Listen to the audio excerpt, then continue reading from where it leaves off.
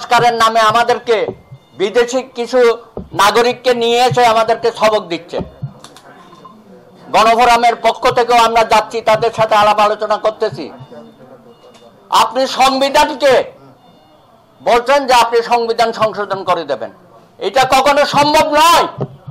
অন্যায্য কথা বলবেন না, অসাংবিধানিক কথা। এটা সংবিধান সংশোধন ডিক্লারেশন দেওয়া হয় না, অর্ডিন্যান্স জারি করা হয় না। এটা আগামী দিনে যারা জনপ্রতিনিধি সংসদে যাবে, এটা তাদের কাজ, তাদের দায়িত্ব, তাদের উপর ছেড়ে দেন। সংবিধান সংশোধনের পক্ষে আমরা, তবে সেটা কার্যকরী হবে আগামী সংসদের মধ্য দিয়ে।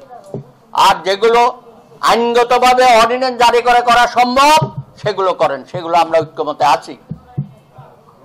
গণফোরামের পক্ষ থেকে বিএনপি সহ আমরা এইসব কথাই বলতেছি। দয়া করে জুলাই সনদ নিয়ে মানুষকে আর বিভ্রান্ত করবেন না। জুলাই সনদের পক্ষে আমরা। এখন জুলাই সনদকে আপনি বলছেন এটা সংবিধানের উপর স্থান দিতে হবে, এটা কখনো হতে পারে না। সুপ্রা কনস্টিটিউশন মানে মার্শাল ল। আপনি কি আমাদেরকে মার্শাল লর পথে হাঁটাবেন নাকি? জুলাই সনদকে নাকি সংবিধানের উপর স্থান দিতে হবে, এটা আমরা মানতে পারি না। আমরা জুলাই সনদের পক্ষে, তবে সেটা সংবিধানের শিডিউলের মধ্যে দিতে হবে। আগামী সংসদ সেটা কার্যকরী করবে, সেই প্রতিশ্রুতি আমরা জনগণের কাছে দিচ্ছি, দেব। এবং জুলাই সনদে আমরা স্বাক্ষর করতে রাজি আছি। আগামী এক সপ্তাহের মধ্যে হয়তো সেটা হবে। তবে আমরা এখন যেটা বলছি, এইটার যদি কোনো ব্যত্যয় ঘটে, গণফোরাম সহ অন্যান্য সংগঠন এই জুলাই সনদে স্বাক্ষর করবে না। সুতরাং সময় বেশি নাই। যারা এই দায়িত্ব নিয়েছেন তাদেরকে অনুরোধ করব যে জাতিকে বিভ্রান্ত করবেন না। এই জাতি অনেক ভুগেছে।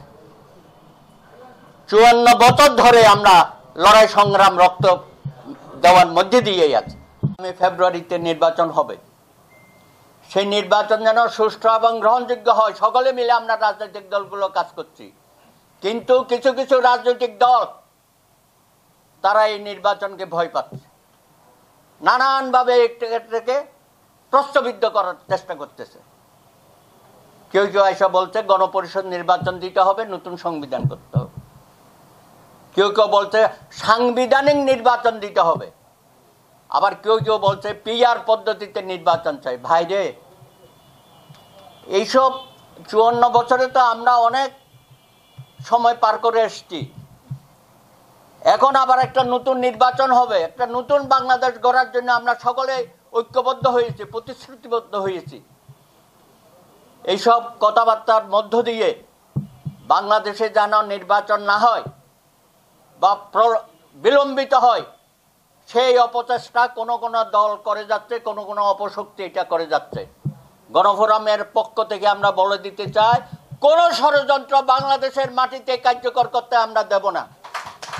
মেজবা সাহেব চেয়েছিলেন একটা সুষ্ঠু নির্বাচন বাংলার মাটিতে হবে। তিনি অতীত নির্বাচন করেছেন, কলঙ্কিত নির্বাচন নয়, একটি গ্রহণযোগ্য নির্বাচন। জনগণ স্বাধীনভাবে ভোট দেবে, সেই ভোট কাউন্ট হবে। নির্বাচিত প্রতিনিধি, তার আকাঙ্ক্ষা ছিল ফেব্রুয়ারি নির্বাচনে তার অংশগ্রহণ করা। আমরা আশা করব দলমত নির্বিশেষে যারাই আগামী দিনের জনপ্রতিনিধি নির্বাচিত করার জন্য প্রার্থী হবেন, জনগণ যাতে সুষ্ঠুভাবে ভোট দিতে পারে, সেই পরিবেশটা গোপালগঞ্জে যেন বজায় থাকে। আমাদের অনেকেই বলেন যে ফেব্রুয়ারিতে নির্বাচন করতে দেব না। আবার কেউ কেউ বলেন যে বছর 5 প্রফেসর ইউনূস থাকুক না, অসুবিধাটা কি? খুব মজার কথা না? তাদের উদ্দেশ্যটা কি? নির্বাচন প্রলম্বিত হলে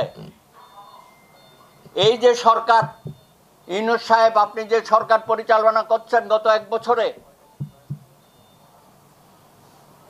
আপনি যে সারা বাংলাদেশের সামাজিক অর্থনৈতিক যে ব্যবস্থা, সেটার কতটুকু উন্নতি আপনি করতে পেরেছেন? প্রশাসন থেকে শুরু করে আইনশৃঙ্খলা বাহিনী, এটা স্বাভাবিক, কারণ আপনার তো কোনো রাজনৈতিক সমর্থন নাই।